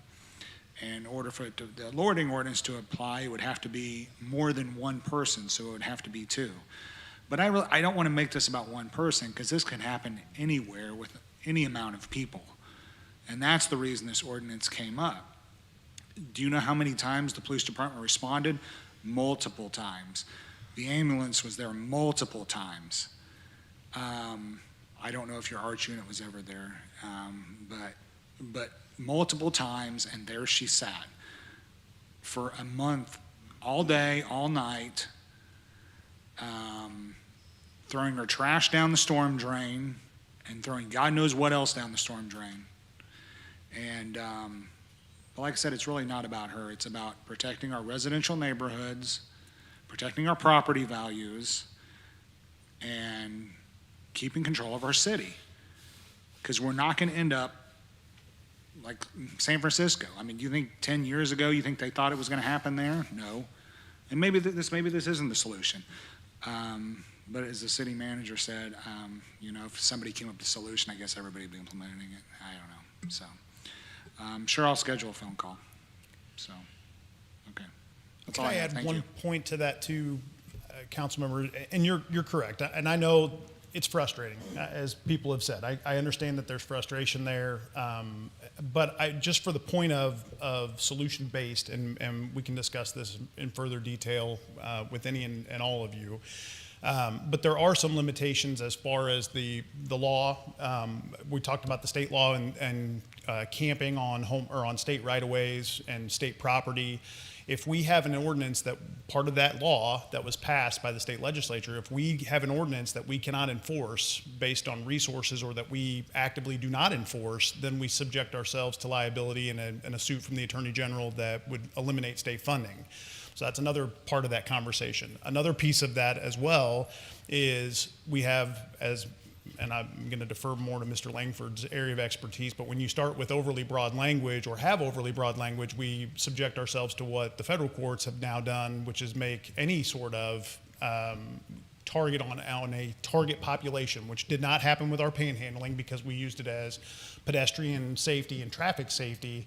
When you target a specific group like the homeless, it becomes unconstitutional. So we have to be very careful for that. And I'm sensitive to that, as I know you are too. When I put our men and women out there every day to enforce those ordinances, I can't do so in good faith if they're enforcing something that is deemed unconstitutional. So again, we have to have broader conversations, but those are important to think into the, in terms of the broader conversation. And again, hearkening back to where we started this with the ARCH program, the foundational building blocks of trust. When you talk about an outreach that you made and they were in some sort of a response center or transitional housing, whatever it was, for 3 weeks, that's 3 weeks apiece. And I know that seems very, very minimal to a residential area that's dealing with someone that comes back and back and back, and that's all they see. That becomes their life. But 3 weeks of respite is nice when you have, okay, she's back now. Do we go re-engage that subject? And are we able to build upon the trust that we have with those community partners and get her back on track? Oftentimes we have substance abuse and other things that are turning points of coping mechanisms because of what's going on or not going on in someone's life. And so we just have to be able to use that trust. If we put handcuffs on somebody, more often than not, just as a general rule, yes, that's an important tool, and we're there as a tool. But when we put handcuffs on somebody, more often than not, that is a very definitive breaking of that trust. Please proceed. So it's easy to talk about what a complex issue this is. Chief Dustman, I appreciate your acknowledging that. I just want to share that Councilmember Perkins and I and a group of really thoughtful, committed folks who work in a variety of service areas are working hard and meeting regularly on the issue of homelessness, because arrest back in 3 weeks, whatever, it solves nothing for anyone. And so I hope that the city gives us the grace of a little bit of time as we are pulling this together, working across municipalities, working with the Mid-America Regional Council, trying to come up with regional solutions, figuring out where folks go that is safe for them and safe for citizens. So I hate to throw stones without being part of a solution, so I just would like to let you know that there are folks working on this really hard. Thank you. Anyone else? Other discussion, other points, questions? Mayor, may I make a comment? Please. This goes back to what Councilmember Hobart was saying regarding the recent Missouri law that was enacted. It went into effect on January 1st of this year, and I think it was House Bill 1606, according to the notes that I've made. And even before this went into effect, there was a lawsuit filed, and that's still pending. So this language is still played out. The state law that is in effect bans sleeping in state parks and under bridges. It's very broad and doesn't have any time limits, doesn't have any distance limits. It's just very broad, and it is being challenged right now. When I received this ordinance from Councilmember Stewart, the research that I did, I found that the 9th Federal Circuit declared a ordinance very much like this in Boise, Montana, or is it Boise, Idaho? Boise, Idaho. Should know my states. In Boise, Idaho, found an ordinance that was broad of sleeping out in public unconstitutional, and it was a violation of the 8th Amendment. The Supreme Court did not decide to hear an appeal on that 9th Circuit decision, which says something in and of itself, because if the Supreme Court doesn't want to hear it, then that's kind of the law. And so I based the amendments to Councilmember Stewart's ordinance on that, because I do think you can have some time, place, manner limitations, and I don't think that that in and of itself is unconstitutional. But I did want the council to know that this current state law for the state of Missouri is pending right now and is up on appeal.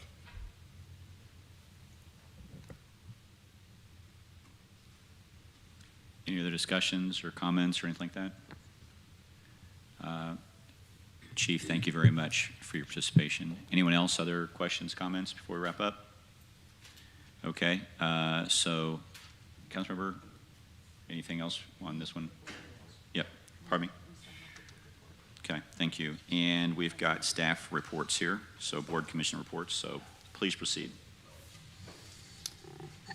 Thank you. We've got 4 commissions that have made, or that we have recommendations for appointment for. We'll start with a recommendation has been made to reappoint Josh Goldner and appoint Mark Schur as members to the Heritage Commission. There is a resolution set for the 6:20 agenda if there's no objections. Okay, a recommendation has been made to appoint Charlene Traylor as a member of the Human Relations Commission, also on 6:20 if no objections. A recommendation's been made by Councilmember Steinmeier to reappoint Edward Nesbitt as a member of the Planning Commission. It's on 6:20 with as long as there's no objections. And the last one is a recommendation's been made to reappoint Mark Schur as a member of the Independence Harry S. Truman Award Commission, also on 6:20 if no objections. That's all we have. Anyone else, other discussions on those? Okay. We good then? With that, we will call this meeting adjourned. Oh, excuse me. Councilmember McCandless wanted to make one comment.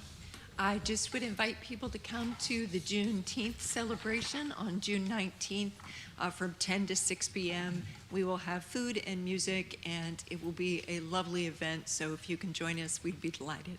Thank you. And where's that going to be at? I'm sorry, at the Uptown Market. Very good. Thank you all. Have a great one.